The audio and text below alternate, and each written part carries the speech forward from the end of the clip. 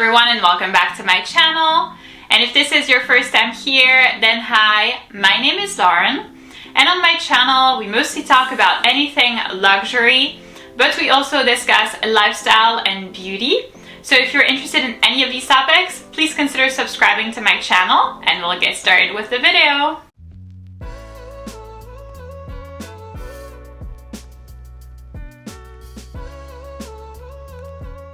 So in today's video, I'm going to be presenting you my updated luxury wish list for 2025. I have already done a similar video at the very beginning of the year. By the way, if you have not seen that video yet, then I will go ahead and leave the link to it in the little information link over here for you to see it. I have since then changed my mind on a couple of items and kind of like upgraded my wish list as time went by. So if you're curious to see the changes that I have made in my luxury wish list, then please keep on watching. So obviously these are going to be items that I do not have yet in my luxury collection, so I will be including pictures either here or here. And the first item that I would love to get, we're starting with a very hefty price tag, but I promise afterwards it will go down.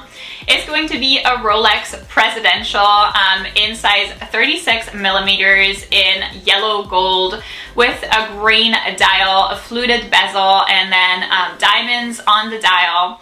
I would love to have one with the oyster bracelet. I think this watch looks amazing. I have seen it and tried it on in New York with actually exactly the same color dial, but just minus the diamonds, and I felt like I was so in love with the watch. The watch retails for $42,050 plus tax, which is super expensive. Like, I know that. Plus, it's probably not guaranteed that you would have it for that price, meaning that if you really do want it, then you probably have to build a relationship with an SA at Watches of Switzerland, Bucherer, or whatever, even Rolex, and it's probably going to take buying another watch for you to get this one. It's extremely highly sought after. It looks stunning. I mean, I was not expecting to like it, to tell you the truth. I have seen this watch on somebody and was kind of like, yeah, you know, it looks nice, but like I wasn't really thinking otherwise. It was a different color dial, and I think the dial color for me does everything for this watch. I love the combination of the yellow gold and then the dark green. I think it looks terrific. One thing that I would definitely be concerned about would be the scratches on the bracelet, especially because it is solid gold. I have two Rolexes, but that are both stainless steel, so getting scratches on the bracelet isn't like the end of the world because it can be polished, so it doesn't cost a whole lot of money to replace it even. But here I would be deathly scared. Before, I had a JLC on my radar, and I went to try it out in the store in New York and ended up like not liking it at all. I felt like the dial size was way too big, that it looked even like manly but guyish, so it really wasn't for me. But this one I have had the amazing luck to try out, and I am in love. Obviously, it is not extremely realistic. I am now currently saving up for a new car, so this is not going to be something that's likely going to happen, but way before the upcoming years. This is on my radar, and I know I like it, and I know it works for me. Next up on my updated luxury wish list, we have more Zimmerman dresses. I actually got one for Christmas and I loved it so much. I will include a picture of it right here so that you can see the exact model.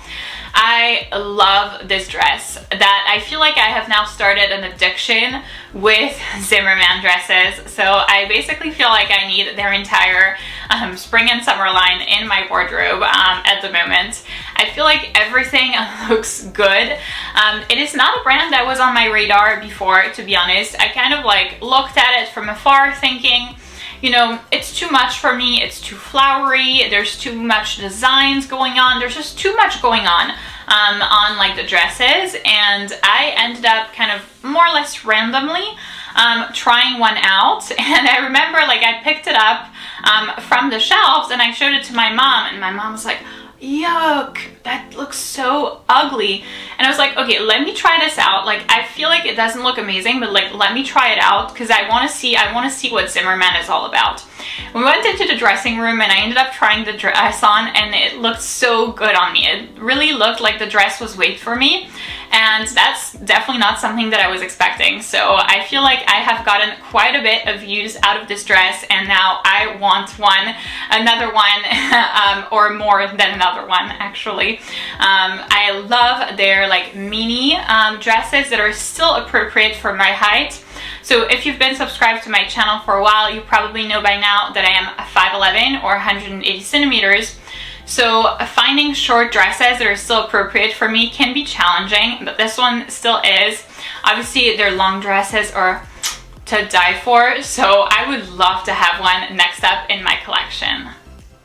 Next up on my list of what I would like to get for the remainder of this year would be a fur coat. And before you jump on me and tell me it's not ethical, it doesn't have to be real fur. It does not have to be real fur. It can be fake as long as it's real looking. So I don't want something that obviously looks fake, that obviously looks cheap.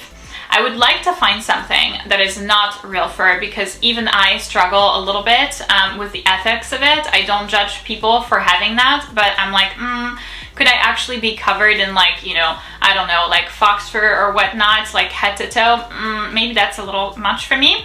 So I would like to find something that's fake fur, but it looks super, super real. I love the aesthetic of it. It looks like, I don't know, like Russian princess or something like that. I am far from being a princess, and I'm also far from being Russian, but I still feel like it looks so, so good. It's an entire aesthetic. Obviously right now it's like so warm outside, it's so nice out, and it's not the type of weather that you are thinking about having a fur coat or buying one. But I know that this winter I am going to be so, so thankful for having been on the lookout for one. It is kind of difficult for me to find coats that work for me. I have to be very wary of the measurements, especially because I am super tall, so I need something that's long-ish or long enough. But then I'm very, very petite, so I have a very narrow waist, and I want something that accentuates that kind of like highlights my waist.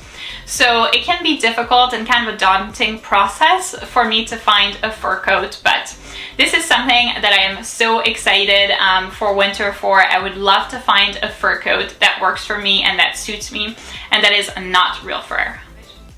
Next up, the next thing that I would love to get in my updated wish list would be a pair of Stuart Weitzman lowland boots in leather, and they retail for $950 plus tax.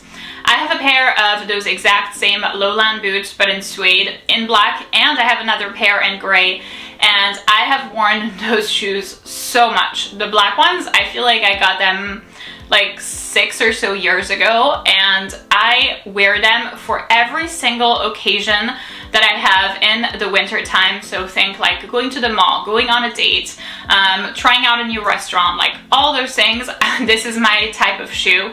I am the type of person that gets so cold, especially from my feet. My feet are always the first thing to get cold.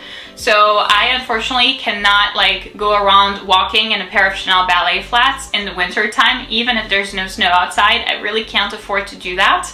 So I need something that's actually warm, that actually does protect me from the cold. But I also don't want like a pair of like, you know, super chunky boots or like Uggs. I mean, I have Uggs, but I don't wear them for occasions. So I need something that's classy, that's dressy, to quote, replace the existing Stuart Weitzman ones that I have. They are starting to be old and to be damaged, and you can see, you know, some damage on the shoes, some wear and tear. It's not the end of the world, and I will still continue to wear them, but I would love to find a new pair, and I love the idea of the leather. I have not tried them out in the store yet, so I am not sure what they would look like on me. I mean, I'm imagining that it would be very similar to the suede ones that I already have. One thing that I'm maybe slightly concerned about, because I have not seen them yet, would be the look or the aesthetic. I think that you have to be wary about what you're wearing with them so that it is not too, you know, too much. I don't want to look like a little, you know, like slutty or anything like that. I still want to look classy, so I wouldn't wear those with like a pair of, I don't know, leather shorts or something like that, because that would be too much, or like a really short skirt. I think that would be over the top. But for example, with like a longer dress or a pair of pants, I think that would be absolutely perfect. So I'm very excited to try them out and to get them, hopefully, fingers crossed, for this upcoming winter. And lastly on my list, we have a handbag from Goyard. It's a Goyard Mini Anjou tote, and it retails for $2,590 plus tax. So I already have a Goyard handbag. I have the Saint-Louis tote bag in size PM in black. It is my everyday bag. I absolutely love it. I get so much use out of this bag.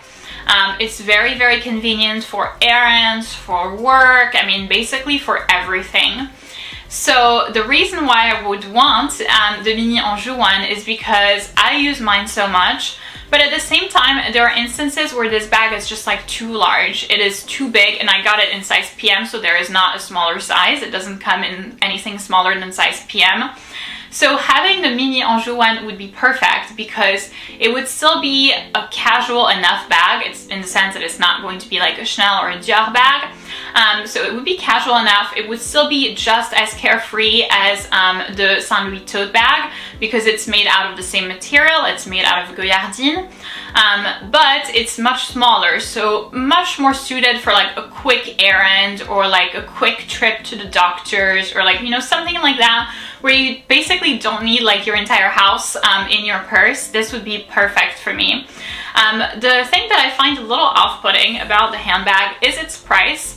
It is more costly than the one that I have. I'm like, I don't get it. What justifies this? Because it's like not even half of the size of it. So that's something that I'm not really okay with. But at the same time, like, you know, $2,590 for a designer bag is still somewhat reasonable. So hopefully my next trip to New York, I'll be going to the Goyard store and trying this one out. So that's it for this video, guys. Thank you so much for watching. I hope that the video was beneficial and informational for you, in case you needed some inspiration, some little inspo about what to put on your wish list. Those are the things that I have been eyeing at the moment. And if you've been subscribed to my channel, you've probably seen my last video, and you saw that there was quite a bit of a difference actually between the very start of this year and what is on my wish list now. I have changed my mind about certain things, especially the watch. As I mentioned, that ended up not working for me, so fingers crossed that I win the lottery. No, I'm not playing, but I would love to get this Rolex. It is so gorgeous. So if you did enjoy this video, please give it a big thumbs up, subscribe, and I'll see you in my next one.